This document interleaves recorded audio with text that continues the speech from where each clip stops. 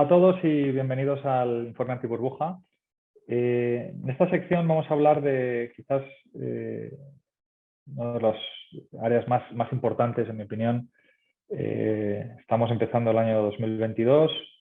y estamos en un momento quizás histórico con la Reserva Federal preparada ya ha anunciado el fin prácticamente de QE con el taper a finales de marzo. Y estamos hablando también de subidas de tipos de interés inminentes para combatir la inflación.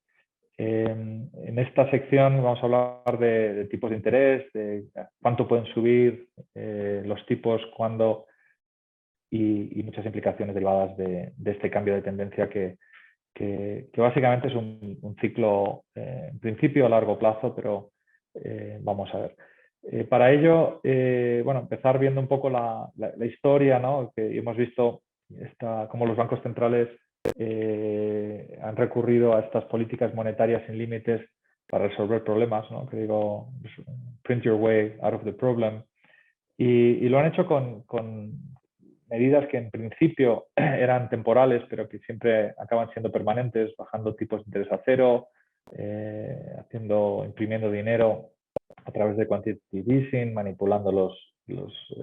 tipos a largo plazo, introduciendo tipos de interés nominales negativos, una aberración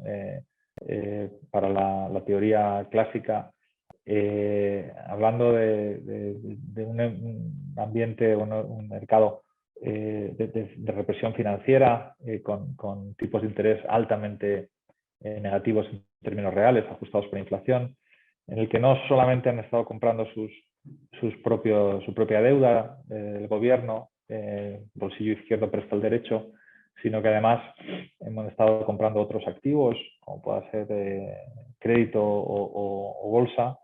y llegando a extremos que no se habían visto en muchísimo tiempo, como imprimir dinero y dar cheques a la gente,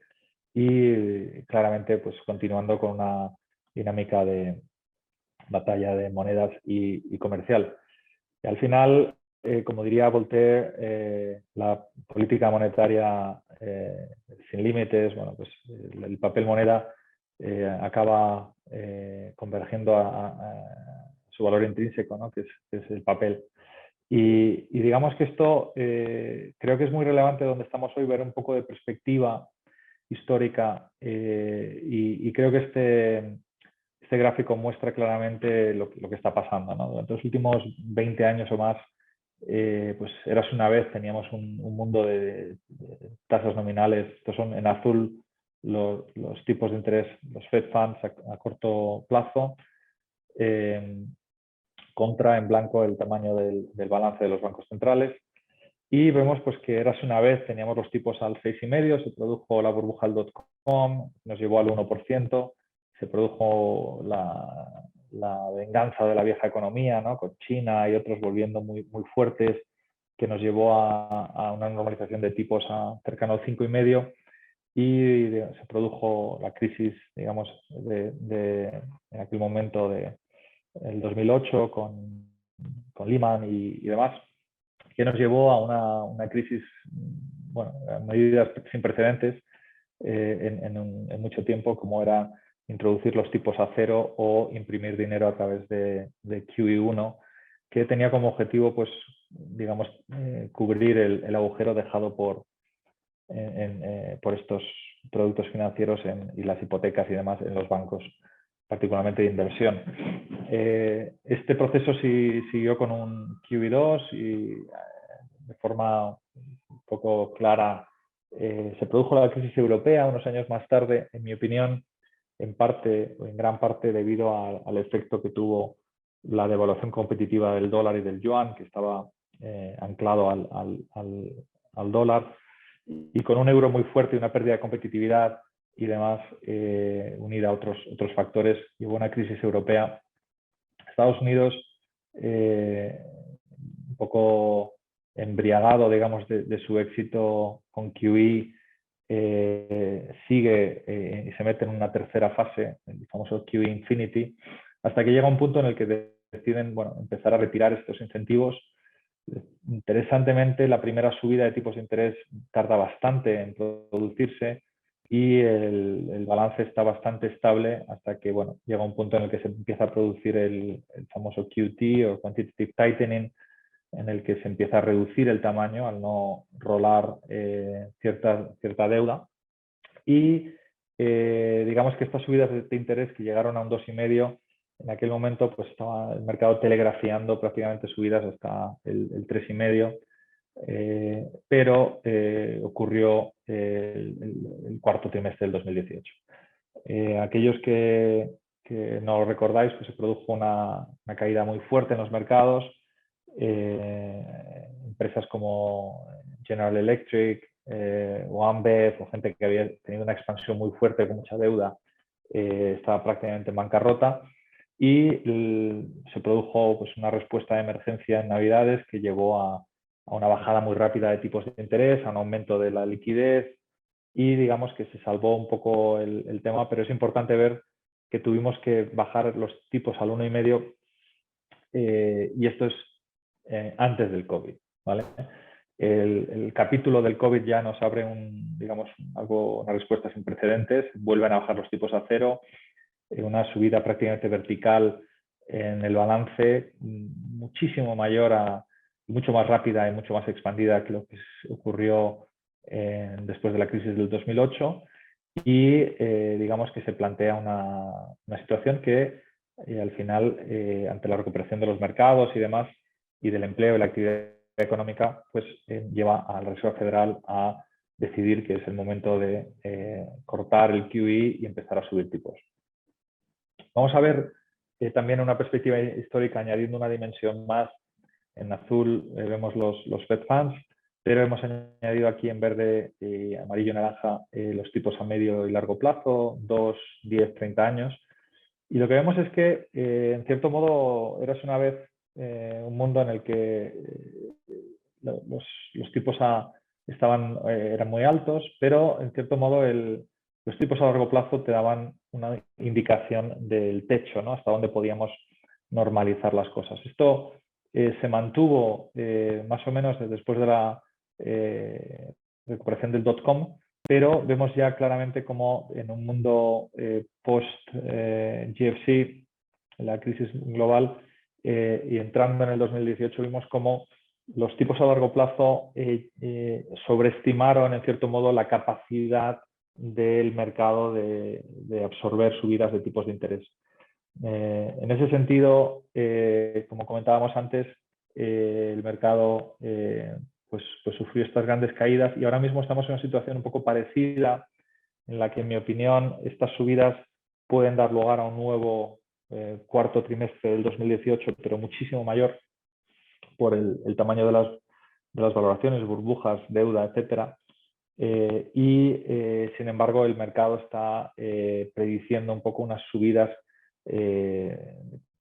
bueno, a largo plazo, más cercanas al 2% en el largo plazo, en términos nominales, que siguen siendo muy bajas, pero que, en mi opinión, creo que el sistema puede explotar bastante antes de llegar a esos niveles, ¿no?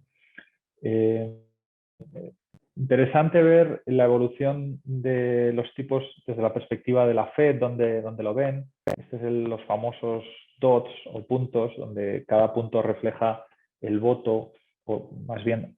las expectativas de dónde van a estar los tipos de interés al final de cada año, y cada punto es uno de los miembros del comité que tiene capacidad de voto. Y vemos que estas subidas hay una distribución alrededor de lo que se espera, pero está bastante bien estructurada. Y si vemos los cambios con respecto a reuniones anteriores, vemos que en gris había una divergencia mucho mayor. Había gente que pensaba que no iban a subir, otros que deberían subir mucho más.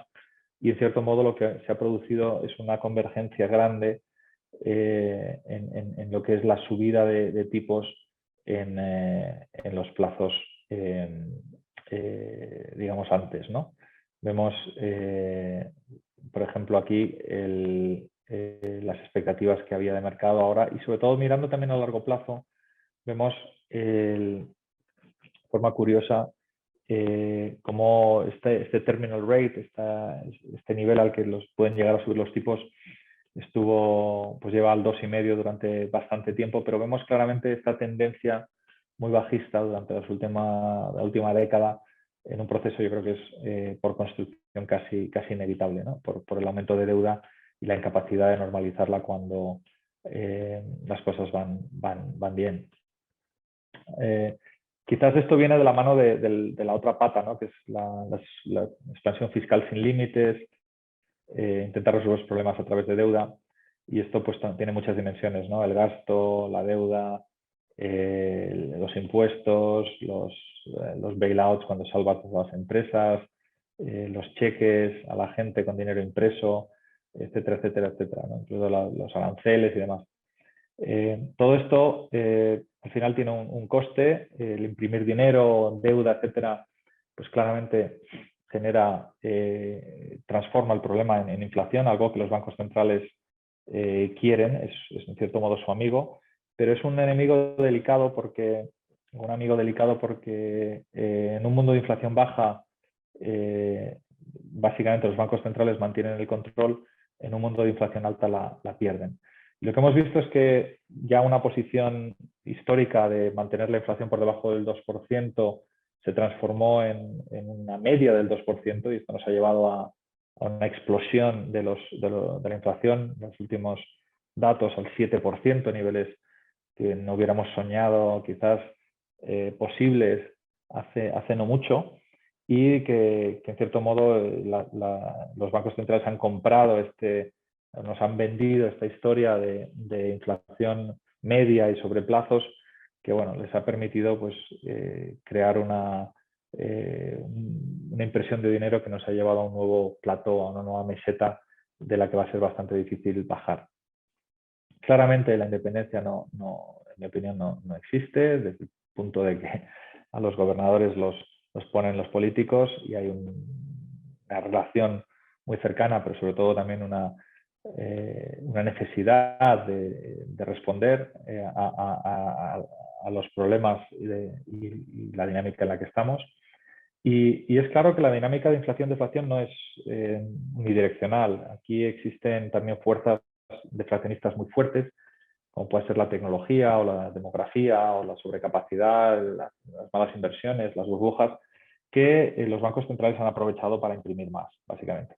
El problema aquí son las expectativas de inflación, no solo la inflación en sí, sino este momento en el que cuando ya empiezas a ver que tu dinero pierde,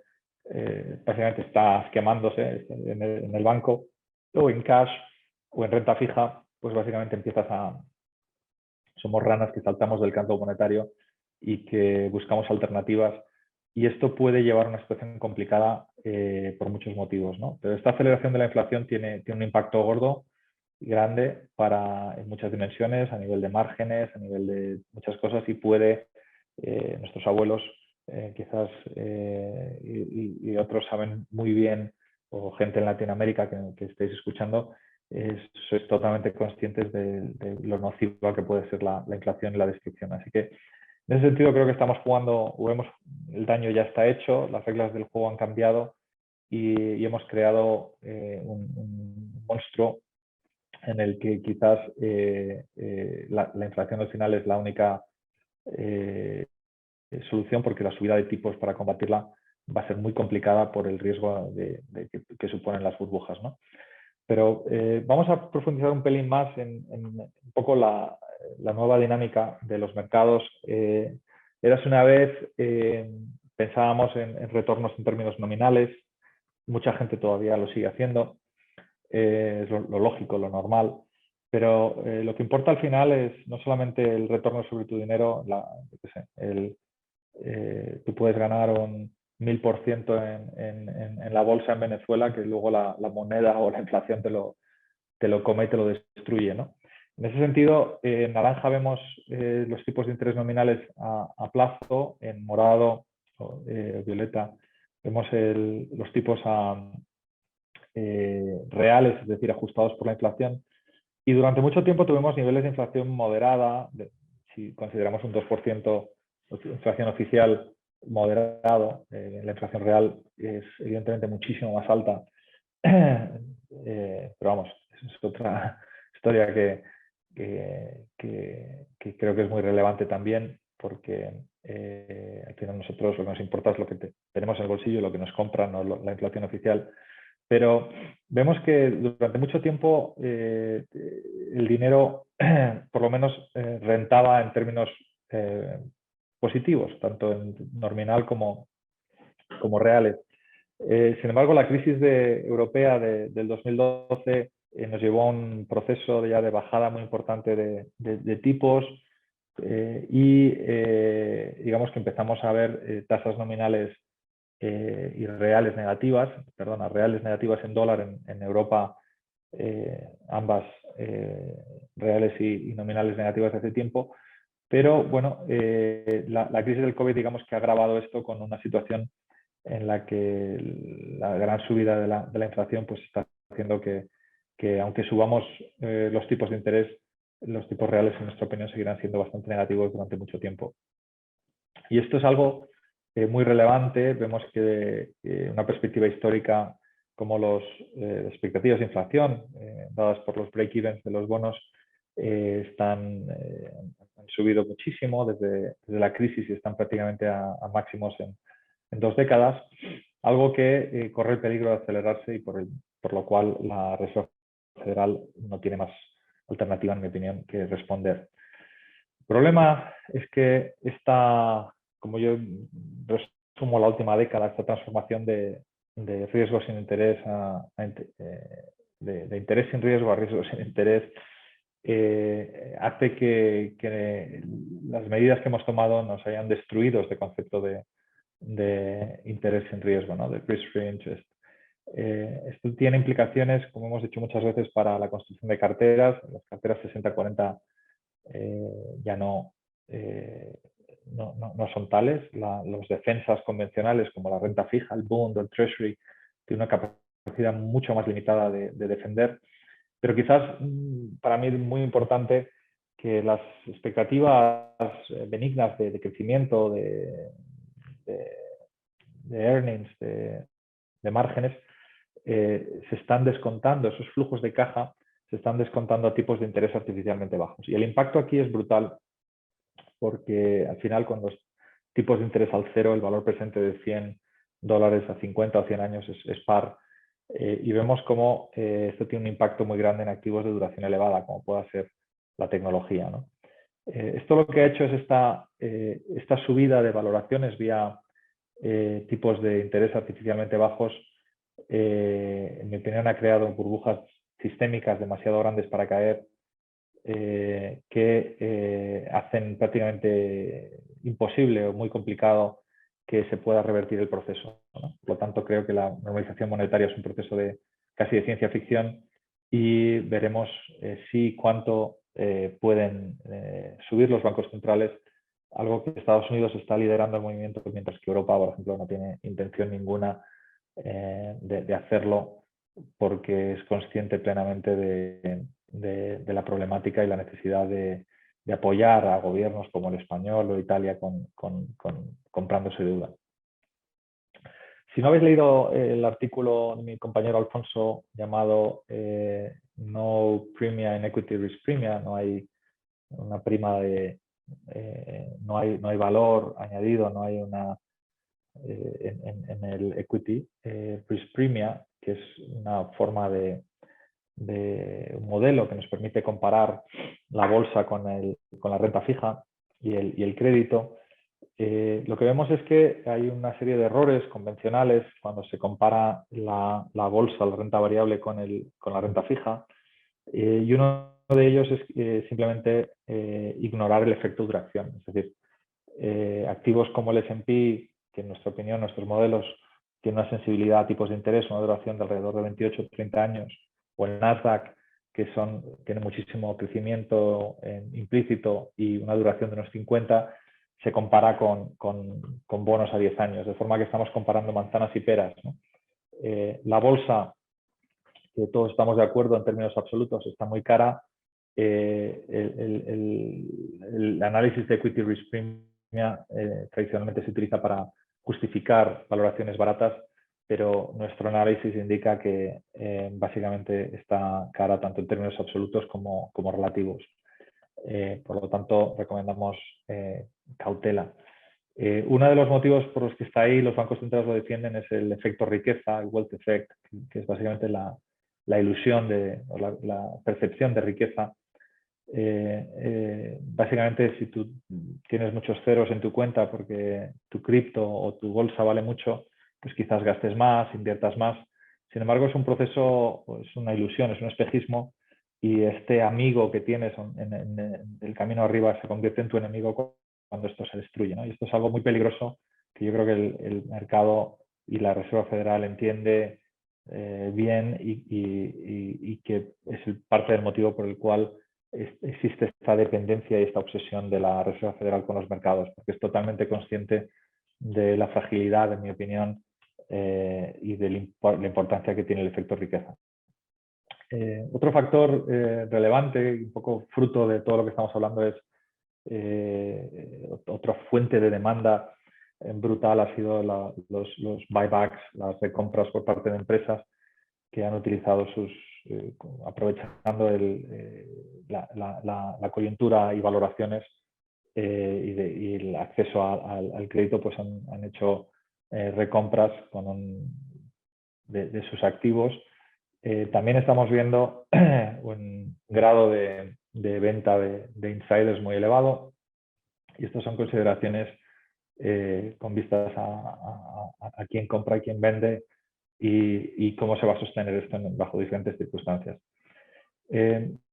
Para resumir, quizás esta sección, que yo creo que es una de las más importantes de este mes, estamos entrando en un periodo de normalización monetaria. Creemos que la Reserva Federal efectivamente subirá tipos y lo intentará hacer de la forma más eficiente, pero creemos que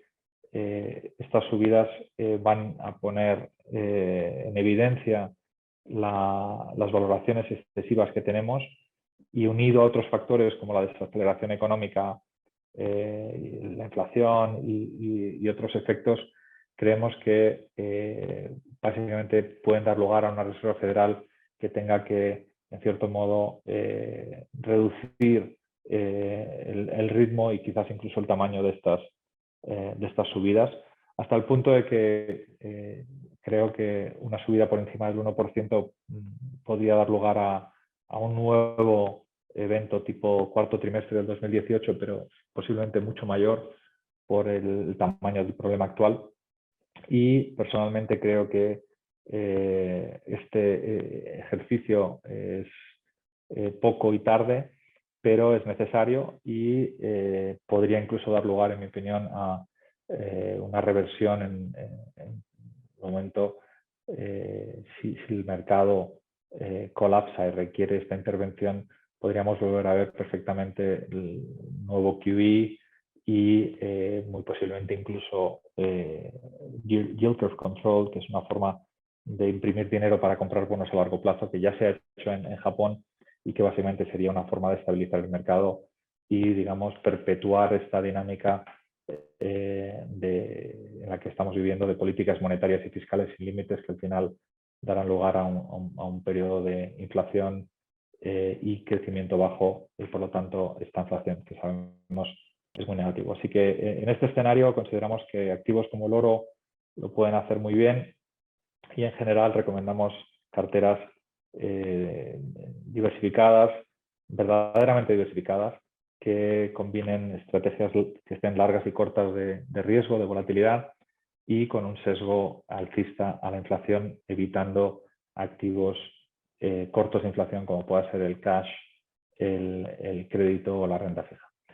Así que espero que la actualización haya sido útil, y os deseo mucha salud, mucha suerte, y estamos en contacto. Gracias a todos. Chao.